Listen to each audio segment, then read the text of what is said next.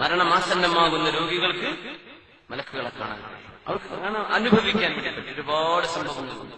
അംർ ഇബ്നുൽ as റളിയല്ലാഹു തആല അൻഹു ഫാത്തിഹു മിസ്ർ കീഴടക്കിയ മഹാനായ അംർ ഇബ്നുൽ ആസ് റളിയല്ലാഹു അൻഹു മസ്ജിദ് ഫുസ്താത്തിന്റെ ഉടമ മഹാനവറുകൾ മരിക്കാൻ കിടക്കുമ്പോ പ്രിയപ്പെട്ട മോൻ പറഞ്ഞു വാപ്പയോട്, ഉപ്പാ നിങ്ങൾ പറയാറുണ്ടായിരുന്നല്ലോ ഉപ്പാ, ഇന്നീ ലഅജബു മിൻ റജുലിൻ നസല ബിഹിൽ മൗതു വമഅഹു അഖ്ലുഹു വലിസാനുഹു കൈഫ ലാ യസിഫു. ഞാൻ അത്ഭുതപ്പെടുകയാണ്, നാവും ബുദ്ധിയും ശരീരവും സംസാരസിദ്ധിയുമൊക്കെ ഉള്ള ഒരാൾ മരണമാസന്നമാകുമ്പോ ആ മരണം എങ്ങനെയാണെന്ന് എന്തുകൊണ്ട് അവർക്ക് വിശദീകരിക്കാൻ കഴിയുന്നില്ല എന്ന് മരിക്കുന്ന ആളെക്കുറിച്ച് എനിക്ക് അത്ഭുതമുണ്ട് എന്ന് പറഞ്ഞ സ്വഹാബിയായിരുന്നു അംർ ഇബ്നുൽ ആസ് റളിയല്ലാഹു അൻഹു.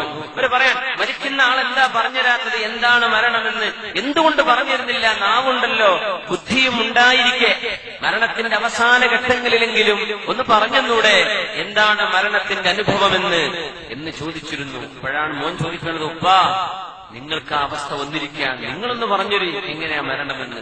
നിങ്ങൾ പറയാറുണ്ടല്ലോ മറ്റുള്ളവരെ കുറിച്ച് എനിക്ക് അത്ഭുതമുണ്ട് എന്ന്, നിങ്ങൾ എന്ത് പറയുന്നു? യാ ബുനയ്യ, മോനെ, അൽ മൗതു അഅ്ളമു മിൻ അൻ യൂസഫ്, വിവരിക്കപ്പെടാൻ കഴിയാത്ത വിധം ഗൗരവമാണ് മരണം. ലാകിൻ ലഅസിഫു സഅസിഫു ലക ശൈഅൻ മിൻ, കുറച്ച് ഞാൻ വിശദീകരിച്ചു തരാം. വല്ലാഹി, അല്ലാഹുവിനെ തന്നെയാണ് സത്യം, ലക അന്ന അലാ കതിഫി ജിബാലു റിദ്വാ വതിഹാമ, തിഹാമയുടെയും റിദ്വയുടെയും രണ്ട് മഹാപർവ്വതങ്ങൾ എന്റെ രണ്ട് തോളിൽ വെച്ചിരുന്ന പോലെ തോന്നുന്നുണ്ട് എനിക്ക്. ആൾക്ക് തോന്നാണ് വലിയ പർവ്വതം, ഒരു ചാക്ക് സിമന്റ് എന്നല്ല പറഞ്ഞു, വലിയ പർവ്വതം എന്റെ രണ്ട് ചുമരുകളിൽ വെച്ചു തന്ന പോലെ. വകഅന്നീ അതനഫസു മിൻ സമ്മി ഇബ്റ, ഒരു സൂചിയുടെ ദ്വാരത്തിലൂടെ മാത്രം ശ്വസിക്കുന്ന പോലെ എന്റെ മൂക്കിന്റെ ആ ഒരു ദ്വാരത്തിന്റെ വിസ്തൃതിയൊന്നും അനുഭവിക്കാൻ പറ്റുന്നില്ല. ശ്വാസം വളരെ പ്രയാസപ്പെട്ട് ഒരു സൂചി മുനയിലൂടെ ശ്വസിക്കുന്ന പോലെ. അതിശക്തമായ മുള്ളുകൾ എന്റെ വയറിനുള്ളിലേക്ക് കയറിയതുപോലെ.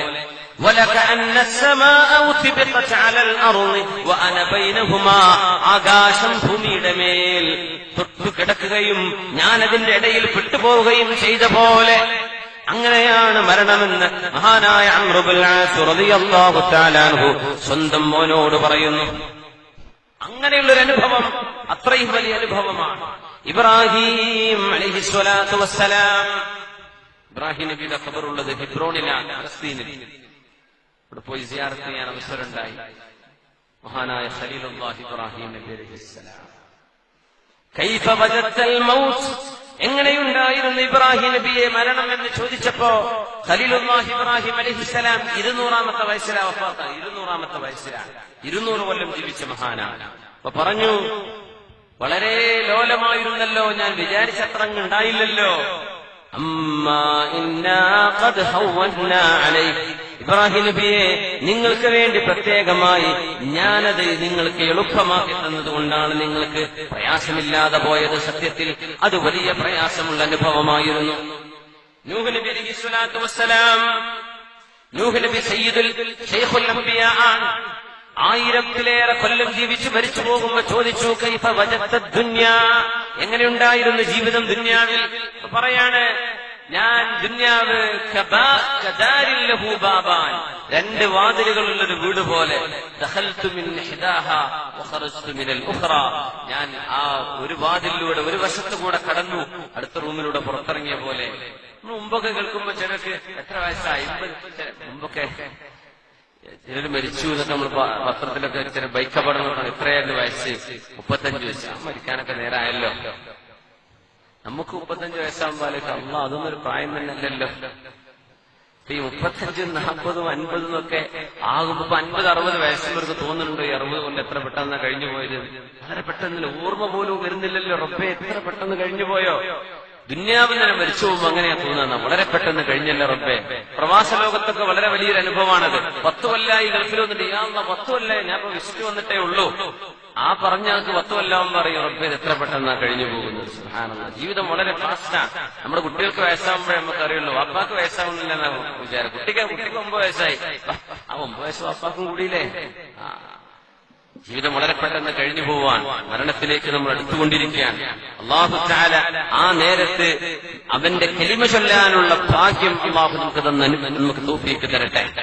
മഹാനായ ഇബ്നുൽ ഖയ്യിം അൽ ജൗസിയ്യ തങ്ങൾ മരണം ആസന്നമായ ഒരാളുടെ അടുത്ത് വന്നിട്ട് ചോദിച്ചു, ഖുൽ ലാ ഇലാഹ ഇല്ലല്ലാഹ്, ലാ ഇലാഹ ഇല്ലല്ലാഹ് എന്ന് പറയുമോനെ എന്ന് പറഞ്ഞപ്പോ ഹൈഹാത്ത് ഹീല ബൈനി വ ബൈനഹാ, എനിക്ക് പറയണം തോന്നുന്നുണ്ട്, പക്ഷെ പറയാൻ പറ്റുന്നില്ല. ഹീല ബൈനി വ ബൈനഹാ, എന്റെയും അതിന്റെയും ഇടയിൽ മറവെച്ച പോലെ എന്ന് ആ മനുഷ്യൻ പറഞ്ഞത് മഹാനവറുകൾ കേൾക്കുകയാണ്. വിശുദ്ധ ഖുർആൻ പറഞ്ഞു, വഹീല ബൈനഹും വബൈന മാ യസ്തഹൂൻ, നമ്മൾ ആഗ്രഹിക്കുന്ന പലതിന്റെയും ഇടയിൽ മറവീഴുന്നൊരു സമയമുണ്ട്. ലാ ഇലാഹ ഇല്ലല്ലാഹ് എന്ന് പറയണേ എന്ന് മരിക്കാൻ പോകുന്ന മറ്റൊരാളോട് പറയപ്പെട്ടപ്പോൾ അയാളുടെ മറുപടി, മാ യൻഫഉനി മാ തഖൂൽ, ഈ ലാ ഇലാഹ ഇല്ലല്ലാഹ് ഞാനിപ്പോ പറഞ്ഞിട്ട് എന്ത് കാര്യം? ഒരു തെറ്റുപോലും ഉപേക്ഷിക്കാതെ എല്ലാ തെറ്റുകളും ചെയ്ത് നടന്ന ആളല്ലേ ഞാൻ, പിന്നെ എന്തിനാണ് ഞാനത് പറയേണ്ടത്? അത് പറഞ്ഞപ്പോഴേക്കും മരണം സംഭവിച്ചു. ആ വാക്കുകളൊക്കെ പറഞ്ഞ ആൾക്ക് ഒരു ലാ ഇലാഹ ഇല്ലല്ലാഹ് പറയാമായിരുന്നു, പക്ഷെ തൗഫീഖ് ഉണ്ടായില്ല. അതിന്റെ അർത്ഥം ജീവിതകാലത്ത് നമ്മൾ ഈ ദിക്ർ കൊണ്ടു നടന്നില്ലെങ്കിൽ നാവിന് വഴങ്ങാൻ പറ്റൂല. പാട്ടുപാടി നടക്കുന്നവർ പാട്ടുപാടിയിട്ടായിരിക്കും മരിക്കാൻ. അങ്ങനെയാണ്. മൂളിപ്പാട്ട് പാടി നടക്കുന്നവരില്ലേ, അവർക്ക് ആ നേരത്തെ അതായിരിക്കും വരിക. നമ്മൾ എന്താണ് എന്താണോ നമ്മൾ ഏറ്റവും കൂടുതൽ പറഞ്ഞുകൊണ്ടിരിക്കുന്നത്, അതായിരിക്കും ഏറ്റവും കൂടുതൽ നമ്മെ സ്വാധീനിക്കുക. അല്ലാഹു നമുക്ക് നന്മ തരട്ടെ, അല്ലാഹു നമുക്ക് നന്മ തരട്ടെ. യാ ഫുലാൻ ഖുൽ ലാ ഇലാഹ ഇല്ലല്ലാഹ്, കള്ളുകുടിച്ചുകൊണ്ടിരുന്ന ഒരാൾ മരിക്കുകയാണ്.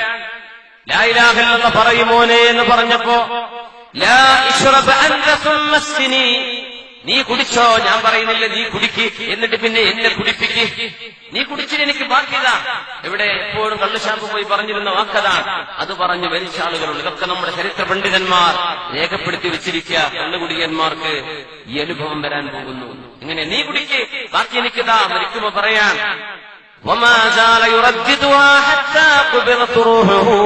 അത് പറഞ്ഞുകൊണ്ടേയിരിക്കുന്ന നേരത്താണ് റൂഹ് പിടിക്കപ്പെടുന്നത്.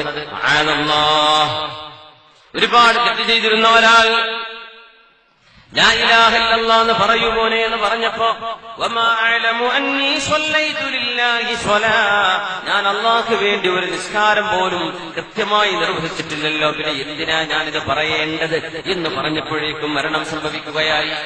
സ്കരിച്ചിട്ടില്ലല്ലോ, ഓർമ്മ വരുമാ നേരത്ത്. അല്ലാഹുവേ. മഹാനായ അബ്ദുൽ അസീസ് ഇബ്നു അബീ ദാവൂദ് റളിയല്ലാഹു അൻഹു മരണമാസന്നമായ ഒരു മനുഷ്യന്റെ അനുഭവം പറയുന്നുണ്ട്. ആ മനുഷ്യൻ അവസാനം പറഞ്ഞു, ഹുവ കാഫിറുൻ ബിമാ തഖൂൽ, നിങ്ങൾ ഈ പറയുന്നതിലൊന്നും എനിക്ക് വിശ്വാസമില്ല. ലാ ഇലാഹ ഇല്ലല്ലാഹ് പറയുമോനെ എന്ന് പറഞ്ഞപ്പോ എനിക്കതിൽ വിശ്വാസമില്ല, എന്നെ കൊണ്ട് പറയാൻ കഴിയില്ല, എനിക്കത് വിശ്വാസമില്ല. ചെസ് കളിച്ചുകൊണ്ടിരുന്നവരാ, എപ്പോഴും ചെസ് കളിയാണ്. അപ്പോ മരിക്കാൻ നേരത്തെ ആ മനുഷ്യനോട് ലാ ഇലാഹ ഇല്ലല്ലാഹ് ഖുൽ ലാ ഇലാഹ ഇല്ലല്ലാഹ് എന്ന് പറഞ്ഞപ്പോ ഫഖാൽ ഷാഹക ഫിൽ ലഅബ്, ആ കിങ് എവിടെ, രാജാവ് എവിടെ, രാജാവിനെ നീക്കി വെക്ക്. ചെസ് കളിക്കുന്ന ഓർമ്മയാണ് മരിക്കാൻ കിടക്കുമ്പോൾ. ഇന്നമൽ അഅമാലു ബിഖവാതിമിഹാ, ഒരു മനുഷ്യന്റെ അമലുകൾ സ്വീകരിക്കപ്പെടുന്നതും നിശ്ചയിക്കപ്പെടുന്നതും അവസാനം എങ്ങനെയുണ്ട് എന്ന് നോക്കിയിട്ടാണ്. അവസാനം എങ്ങനെയുണ്ട്? തിന്മ ചെയ്ത് നടന്നിരുന്നൊരു മോൻ, ഉമ്മ ഒരുപാട് നേരം പറയുമായിരുന്നു, മോനെ തിന്മ ചെയ്യല്ലേ, തിന്മ ചെയ്യല്ലേ മോനെ, തിന്മ ചെയ്യല്ലേ. പറഞ്ഞ കേൾക്കൂലായിരുന്നു. ഒരുപാട് ഉമ്മമാര് കരയുന്നുണ്ട് മക്കളോട്, മോനെ കള്ളുകുടിച്ചിട്ട് കയറി വരെ വീട്ടിലേക്ക് പതിരാ നേരത്തെ. ഉമ്മ ചീത്ത പറയുന്നുണ്ട്, വാക്കുകൾ ഏശുന്നില്ല, നാട്ടുകാർക്ക് വിഷമുണ്ട്, ആര് പറഞ്ഞാലും കേൾക്കുന്നില്ല. പ്രിയപ്പെട്ട ഉമ്മ ഈ മോനോട്, മോനെ നീ തിന്മ ചെയ്യല്ലേ എന്ന് പറഞ്ഞിട്ട് കേൾക്കാതെ തിന്മ ചെയ്യപ്പെടുന്നൊരു നാട്ടിലേക്ക് യാത്ര പോകുന്നു. പോയത് ചൈനയിലെ ഒരു സിറ്റിയിലേക്കാണ്. വ്യഭിചാരം നടക്കപ്പെടുന്ന സ്ഥലങ്ങളുണ്ട് അവിടെ. ചെറുപ്പക്കാരൻ നടന്നു പോകും. ഈ അടുത്ത് നടന്ന സംഭവം. പ്രിയപ്പെട്ട ഉമ്മ പറഞ്ഞു, മോനെ പോവല്ലേ പോവല്ലേ, ഉമ്മാക്കറിയാം ഇവൻ പോകുന്നത് തെറ്റ് ചെയ്യാനാണ്. അവിടെ എത്തിയപ്പോ കുറച്ച് സുഹൃത്തുക്കൾ. അങ്ങനെയാണ്, ഏത് തിന്മക്ക് തിന്മയുടേതായ സ്നാബുകൾ ഉണ്ടാകും, നന്മക്ക് നന്മയുടെ സ്നാബുകൾ ഉണ്ടാകും. നമുക്ക് അല്ലാഹുവിനോട്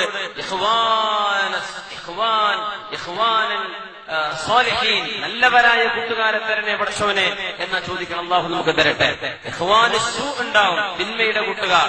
അള്ളാഹു നമ്മുടെ മക്കളെയും നമ്മൾക്ക് അള്ളാഹു കാത്ത് രക്ഷിക്കട്ടെ. ആ മോൻ ഹോട്ടലിലേക്ക് കയറി ചൊല്ലുന്നു.